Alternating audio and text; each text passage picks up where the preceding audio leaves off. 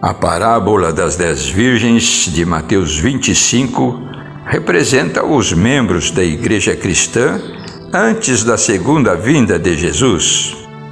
Em princípio, todos têm o sincero desejo da salvação e acreditam nas mesmas verdades bíblicas.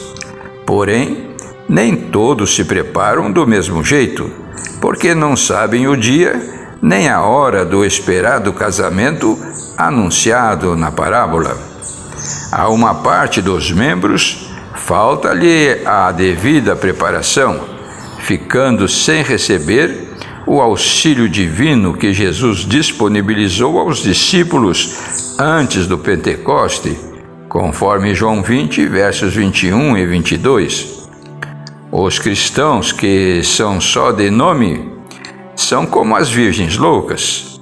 Têm o mesmo sincero desejo que as prudentes, mas distraem-se o suficiente para quase perder o senso da brevidade do tempo de seu preparo e da importância daquele encontro com Deus.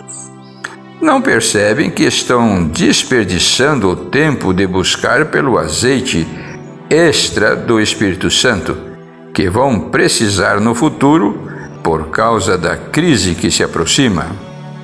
Já o grupo dos fiéis, ao contrário, reconhece que a busca pelo Espírito Santo não é uma alternativa, e sim uma prioridade, conforme Zacarias 10, versículo 1. E por esse motivo, os cristãos deste grupo vêm sendo dotados de uma luz adicional, proveniente da verdade bíblica reservada para este tempo. Se alegram muito com esta luz gloriosa que recebem, porque vão além do que é ensinado nas igrejas, posto que a maioria dos líderes religiosos está corrompida. Infelizmente, juntamente com todos os membros mundanos, a igreja será vomitada, isto é, deixará de ser reconhecida como povo escolhido, conforme diz o Apocalipse 3, 15 e 16. Essa tragédia se dará no início do juízo dos vivos, quando sair o decreto mundial do Domingo Verde. Este será o momento do nascimento da Igreja Triunfante, cujos membros receberão a chuva serôdia e sacudirão o mundo com a última mensagem de Deus, a mensagem do terceiro anjo, citada em Apocalipse 14, de 9 a 11, na linguagem de hoje. Um terceiro anjo seguiu o segundo, dizendo com voz forte: aqueles que adorarem o monstro, recentemente inaugurado na Praça das Nações Unidas, na América do Norte, e a sua imagem, o próprio Estados Unidos da América, e recebem o sinal na testa ou na mão, se ajustam aos princípios da nova ordem mundial por acreditar nela ou com medo de perder seus privilégios, beberão o vinho de Deus, o vinho da sua ira, que ele derramou puro na taça do seu furor. Eles serão atormentados no fogo e no enxofre, diante dos santos anjos e do Cordeiro.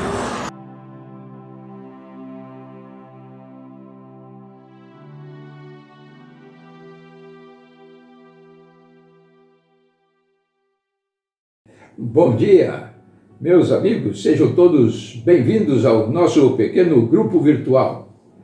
Somos já 180 inscritos, com algo muito importante em comum. Estamos tratando do necessário preparo para a nossa ida para o céu. No vídeo anterior, vimos 4 aspectos a serem observados e que não tivemos tempo de examiná-los.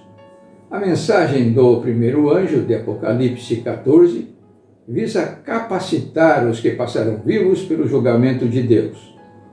No caso do primeiro aspecto, vimos que precisamos temer a Deus. E o que significa isso? Em Provérbios 2, de 1 a 5, Salomão nos explica: filho, aprenda o que eu lhe ensino, e nunca esqueça o que mando você fazer. Escute os sábios e procure entender o que eles ensinam. Sim, peça sabedoria e grite pedindo entendimento. Procure essas coisas como se procurasse prata ou um tesouro escondido. Se você fizer isso, saberá o que quer dizer temer ao Senhor e aprenderá a conhecê-lo. Na sequência, este capítulo ensina que a pessoa sábia tem 5 recompensas.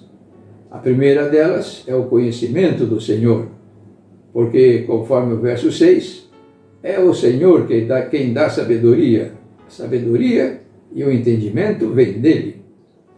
Quando o temor a Deus foi destacado pela primeira vez, em Gênesis 22, de 10 a 12, ele veio relacionado com a obediência irrestrita à sua palavra. E estendendo a mão, Abraão tomou o cutelo para imolar o seu filho. Mas do céu lhe bradou o anjo do Senhor: Abraão, Abraão.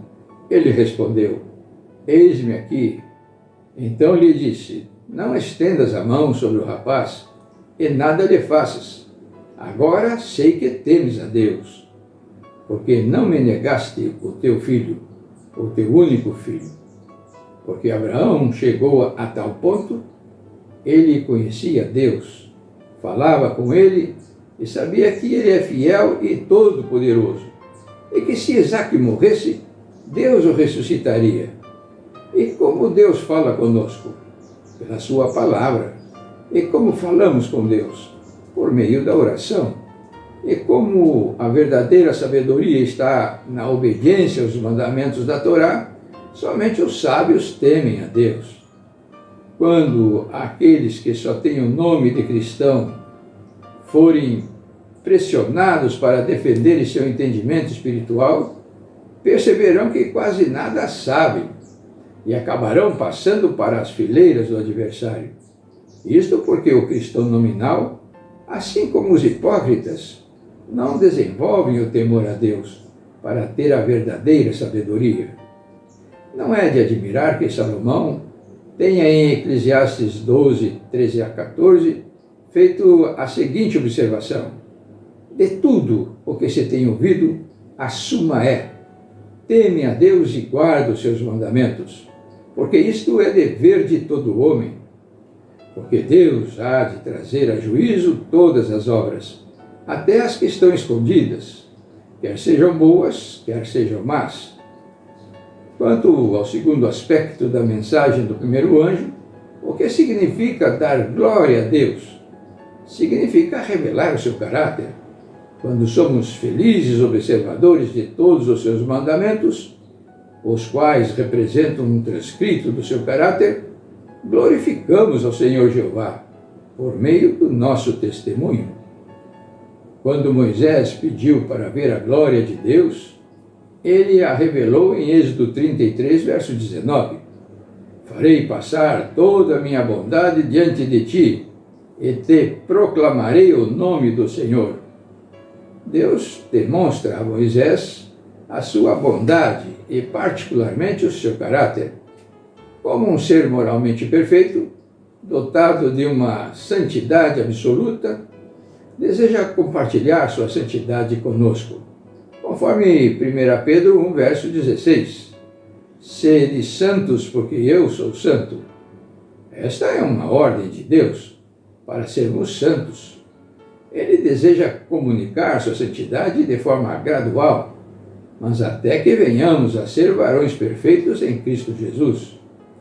E assim, como nos primórdios da humanidade houve esse chamamento para o povo de Israel, conforme Levíticos 20, 26, ser-me-eis santos, porque eu, o Senhor, sou santo, e separei-vos dos povos para serdes meus. Em Hebreus 12, 14, há o mesmo chamado para nós nos últimos dias. Segui a paz com todos e a santificação, sem a qual ninguém verá o Senhor. E o que significa a santificação do ser humano? Significa um processo que nos leve ao mais alto padrão de conduta moral possível. E se não glorificarmos a Deus, revelando o caráter de Jesus em nossas vidas, de alguma maneira estaremos glorificando a Satanás. Quanto ao terceiro aspecto, vinda é a hora do seu juízo, o verso de 1 Samuel 2,3 nos adverte: não multipliqueis palavras de orgulho, nem saiam coisas arrogantes da vossa boca, porque o Senhor é o Deus da sabedoria e pesa todos os feitos na balança. Seríssima esta afirmação do profeta. Até nossos pensamentos são colocados na balança. Vejamos o oportuno conselho de Paulo neste sentido. Pensai nas coisas lá do alto, não das que são aqui da terra. Colossenses 3, versículo 2. Qual é a razão deste conselho? É porque pensamos mais nas coisas desta terra do que nas coisas do céu. E dessa forma jamais subiremos para lá. Nesta balança estão sendo lançadas todas as leituras de livros seculares, pensamentos acerca do vestuário, exibição, vaidade, orgulho, etc. E se este for o nosso caso, a esperança que possuímos é vã, e a menos que nos arrependamos depressa e obtenhamos a salvação com a ajuda de Deus, haveremos de perecer. Importa saber que nossa vida ou morte eterna estará muito em breve sendo determinada no tribunal divino. E não fará justiça o Senhor de toda a terra? O quarto e último aspecto da mensagem do primeiro anjo: adorai aquele que fez o céu, a terra, o mar e as fontes das águas. Indica que devemos adorar ao Criador. E qual o mandamento que aponta a Deus como Criador? O mandamento do sábado. E onde observa-se o sábado de forma mais objetiva? Antes de escrever os 10 mandamentos, disse o Senhor a Moisés: eis que vos farei chover do céu pão, e o vosso povo sairá e recolherá diariamente a porção de cada dia, para que eu ponha à prova se anda na minha lei ou não. Dar-se-á que no 6º dia prepararão o que colheram, e será 2 tantos do que colhem cada dia. Êxodo 16, verso 4 e 5. Nos versos de 22 a 30 lemos: no 6º dia colheram pão em dobro, 2 homeres para cada um. E os principais da congregação vieram e contaram-no a Moisés. Respondeu-lhe ele: isso é o que disse o Senhor. Amanhã é repouso, o santo sábado. O que quiserdes cozer no forno, cozei-o. E o que quiserdes cozer em água, cozei-o em água. E tudo o que sobrar, separai, guardando para a manhã seguinte. E guardaram-no até pela manhã seguinte, como Moisés ordenara. E não cheirou mal, e nem deu bichos. Então disse Moisés: cozei-o hoje, portanto, sábado é do Senhor. Hoje não achareis no campo. 6 dias o colhereis, mas o 7º dia é o sábado. Nele não haverá.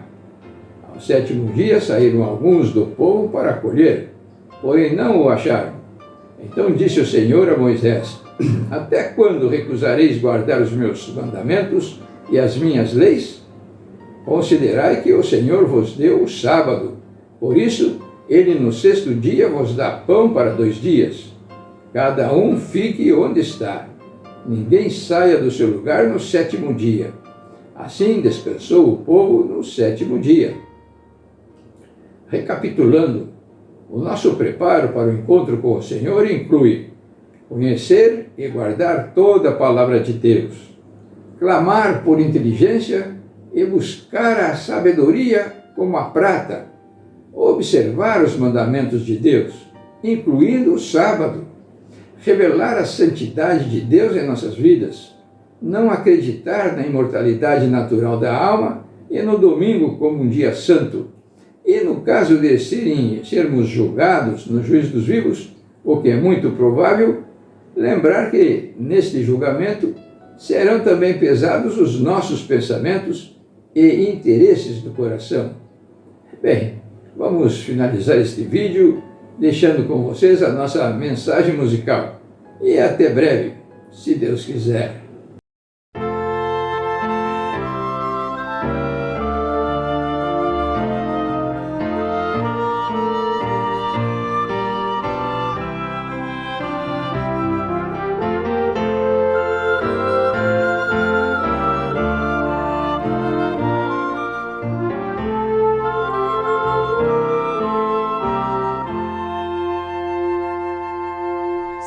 Apague as tristezas da vida, curvarem-te a fronte em dor, e vendo a esperança perdida, caíres nas mãos do temor. Fixa teus olhos no Mestre, confia no bom Salvador.